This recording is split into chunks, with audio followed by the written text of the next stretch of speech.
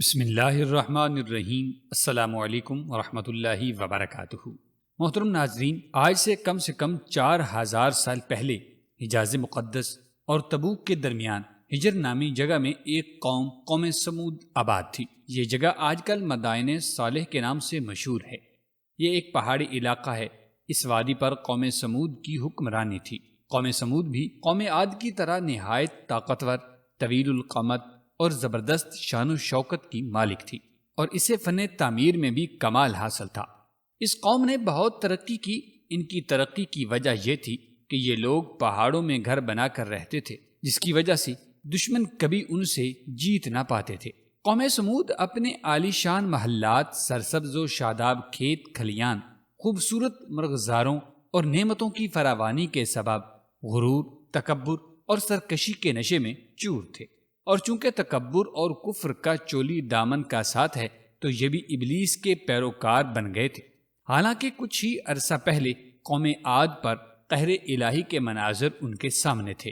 یہ بھی اپنے ہاتھوں سے تراشے ہوئے پتھر کے خداؤں کی عبادت کرنے لگے۔ ان کے معاشرے سے حق و انصاف ناپید ہو چکا تھا۔ بے حیائی، فحاشی آخری حدود چھو رہی تھی۔ رقص و سرور، عیش و عشرت، شراب و شباب ان کی زندگیوں کے لازمی جزو بن چکے تھے۔ محترم ناظرین، قرآن عزیز کی یہ سنت ہے کہ وہ انسانوں کی ہدایت کے لیے گزشتہ اقوام اور ان کے ہادیوں کے واقعات و حالات بیان کر کے نصیحت کا سامان مہیا کرتا ہے۔ اس کا موضوع حکایات اور قصص بیان کرنا نہیں ہے، بلکہ یہ بتانا مقصود ہے کہ خدا تعالیٰ کی یہ سنت جاریہ ہے کہ وہ انسانوں کی ہدایت کے لیے انہی میں سے پیغمبر اور رسول بھیجتا ہے۔ وہ ان کو حق کی راہ بتاتے اور ہر قسم کی گمراہی سے بچنے کی تلقین کرتے ہیں۔ ناظرین گرامی، ایسے ہی اللہ تعالیٰ نے اس قوم سمود ہی میں سے ایک خدا ترس اور بہت نیک انسان حضرت صالح علیہ السلام کو نبوت کے منصب پر فائز فرمایا۔ قرآن کریم میں ارشاد باری تعالیٰ ہے، اور ہم نے قوم سمود کی طرف ان کے بھائی صالح کو بھیجا۔ دیگر نبیوں کی طرح حضرت صالح علیہ السلام نے بھی اپنی قوم کو راہ راست پر لانے کی بہت کوشش کی۔ اس پر قوم ان کے خلاف ہوئی اور کہنے لگے، جس کا ذکر اللہ پاک نے قرآن پاک میں اس طرح ارشاد فرمایا ہے۔ انہوں نے کہا، اے صالح، اس سے پہلے ہم تم میں سے کئی طرح کی امیدیں رکھتے تھے، اب وہ تمام امیدیں ختم ہو گئی ہیں۔ کیا تم ہم کو ان چیزوں سے منع کرتے ہو جن کو ہمارے بزرگ پوجتے چلے آئے ہیں، اور جس بات کی طرف تم ہم کو بلاتے ہو اس میں ہمیں قوی شبہ ہے۔ ناظرین گرامی، حضرت صالح علیہ السلام کی مسلسل واض و نصیحت اور اس کے نتیجے میں غریب لوگوں کا ایمان لانا قوم سمود کے سرداروں کے لیے تشویش کا باعث تھا۔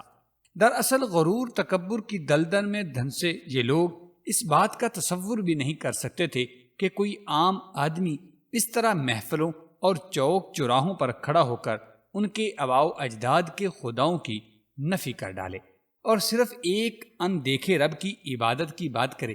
چنانچہ اس مسئلے کا حل ڈھونڈنے کے لیے سب سردار سر جوڑ کر بیٹھے، اور پھر متفقہ طور پر ایک نتیجے پر پہنچنے کے بعد انہوں نے حضرت صالح علیہ السلام کو بلایا اور کہا، اے صالح، اگر تم اللہ کے سچے پیغمبر ہو تو ہم کو کوئی ایسا معجزہ دکھاؤ جسے دیکھ کر یقین کر لیں اور تم پر ایمان لے آئیں۔ حضرت صالح علیہ السلام نے فرمایا، اے میری قوم کے لوگو، تم کیا معجزہ دیکھنا چاہتے ہو؟ انہوں نے کہا، ہم چاہتے ہیں کہ یہ جو سامنے چٹان ہے اس میں سے ایک ایسی اونٹنی برآمد ہو جو کہ گابن بھی ہو اور بچہ دے، ہم سب کے لیے دودھ مہیا کرے اور اس میں فلاں فلاں خوبیاں موجود ہوں۔ ناظرین گرامی، حضرت صالح علیہ السلام نے ان سے فرمایا، اگر میں تمہاری شرط پوری کر دوں تو کیا تم اللہ پر ایمان لے آؤ گے؟ انہوں نے جواب دیا، جی ہاں، ہم تمہارے رب پر ایمان لے آئیں گے۔ حضرت صالح علیہ السلام نے اللہ تعالیٰ کے حضور گڑ گڑا کر دعا فرمائی اور اپنی قوم کی فرمائش پوری کرنے کی التجا کی۔ اللہ تعالیٰ نے اپنے پیغمبر کی دعا قبول فرمائی، اور دیکھتے ہی دیکھتے چٹان شق ہوئی اور اس میں سے ایک طویل القامت خوبصورت اونٹنی برآمد ہو گئی، جس میں وہ سب خوبیاں تھیں جن کی قوم سمود نے فرمائش کی تھی۔ یہ منظر دیکھ کر قوم سمود لاجواب ہوئی۔ اس موقع پر قوم کے سرداروں میں سے ایک سردار جندہ بن عمر اپنے چند ساتھیوں کے ساتھ ایمان لے آیا تھا، لیکن اکثریت اپنی ہٹ دھرمی پر قائم رہی اور اسے جادو کا کمال ظاہر کرتی رہی۔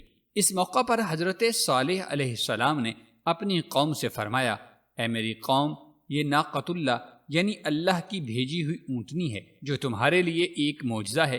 اب تم اسے اللہ کی زمین میں کھاتی ہوئی چھوڑ دو اور اسے کسی طرح کی تکلیف نہ دینا، ورنہ اللہ کا عذاب تمہیں فوری پکڑ لے گا۔ محترم ناظرین، اونٹنی اور اس کا بچہ سارا دن نخلستان میں چرتے رہتے تھے۔ سب قبیلے والے پیٹ بھر کر اونٹنی کا دودھ پیتے، لیکن وہ کم نہیں ہوتا تھا۔ حضرت صالح علیہ السلام نے کنویں کے پانی کو بھی تقسیم فرما دیا تھا۔ ایک دن اونٹنی پانی پیتی تھی اور ایک دن سمود کے لوگ پیتے تھے۔